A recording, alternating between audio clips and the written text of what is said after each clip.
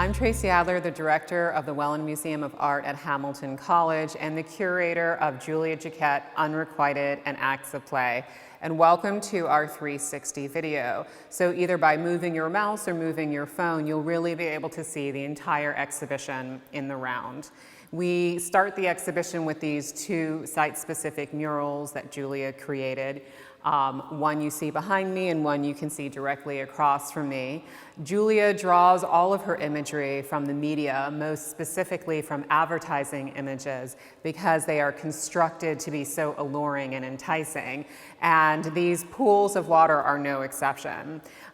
Julia usually takes these compositions and teases out a small detail. So in the mural across from me, it's taken from the cover of a J. Crew catalog, but the figure has been cut out of it, and we just see this beautiful shimmering blue pool. And the image behind me is drawn from an ad for a Caribbean resort.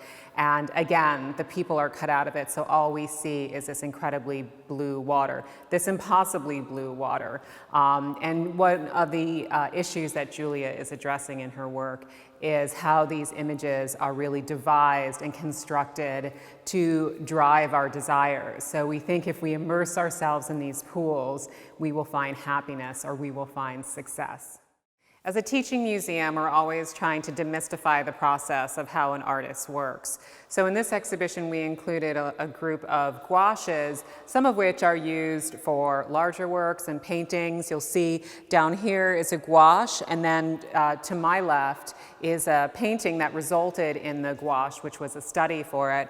And on the top right here, you can also see that is the study for the mural. And as part of the process, we looked at a series of gouaches that Julia created and selected compositions that would be made into the two site-specific murals, which are on view.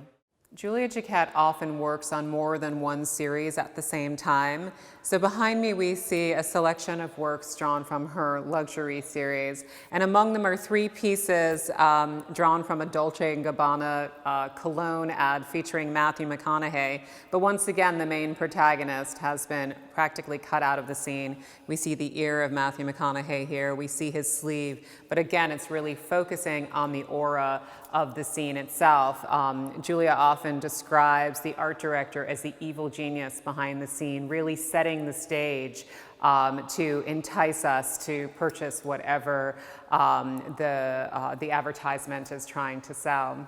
And then behind you, you'll see a group of works from Julia's series of text and images. Her early work also incorporated text and image, but the language was much different. It was focusing on desire. Now, as an established artist, she is much more focused on her own feelings of insecurity as well as her feelings of envy. So in the couch painting, she ascribes to each couch these kinds of emotions: envy of a friend's success, constant regret, inability to remember names, a longing for the past.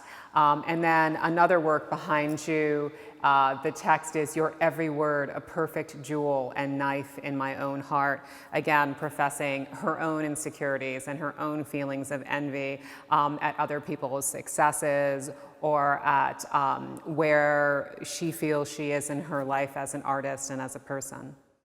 Julia Jacquette considers herself a pop artist via feminism, and in addition to looking at these images of these highly stylized swimming pools or interior scenes, here we have these highly stylized images of women's mouths. The Mouths of the Four Gorgons is the name of this painting. So she's taking this idea of the four Gorgons, Medusa and her sisters, which are grotesque, and representing them by these highly stylized, highly airbrushed, beautiful lips. And then behind me we have this ceramic ball, again showing these beautiful lips, but now that the composition of the face has been contorted around the ball, we really see how grotesque this image actually is. This area of the exhibition focuses on two bodies of work. One is prepared foods, and Julia often draws from images from the 1950s through today, looking at old advertisements in magazines from the last 50 years. The painting behind you features images of meat. This is actually drawn from the source material of a supermarket circular, but instead of saying $2.99 a pound, Julia again is inserting her own commentary: comfort in a familiar strategy, nostalgia for past victories, longing to be immersed in a known quantity. There are several images of prepared foods, one which is drawn from ads of salad dressing, another from cookbooks from the 50s and 60s featuring these highly stylized prepared foods. And the other group of images is of liquor and water. Again, Julia's looking at these ads, these highly stylized ads, which really romanticize liquor and alcohol. And there's a number of paintings to my left, and then the painting right behind me. And as you can see, these are images that are drawn from photographs because aspects of them are in focus, aspects of them are out of focus. And as one gets closer to them, the representational image really dissolves. So there's this tension between abstraction and representation in the works themselves. And the piece behind me, Water, which the Welland Museum has acquired for its permanent collection, also has this area in the foreground which is out of focus, and then the background which is in focus, which is not traditionally how we're used to envisioning a composition.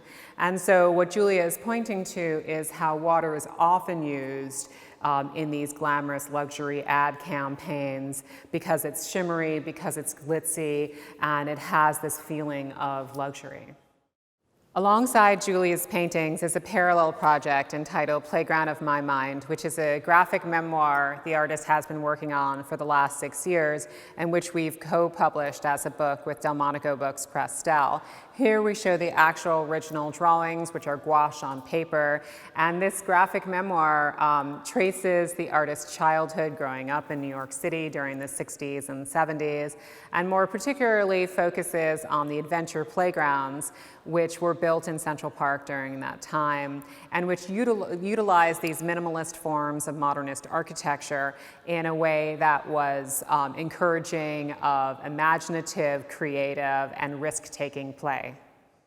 As an extension of Playground of My Mind, we have this space called Playscape, which utilizes the forms that were presented in the graphic memoir in these large foam blocks and Legos so that the audience can come and really engage with these forms directly. We're trying to think about a unique way in which people can come into a museum and not just observe, but also have areas to play and interact and use their imagination too.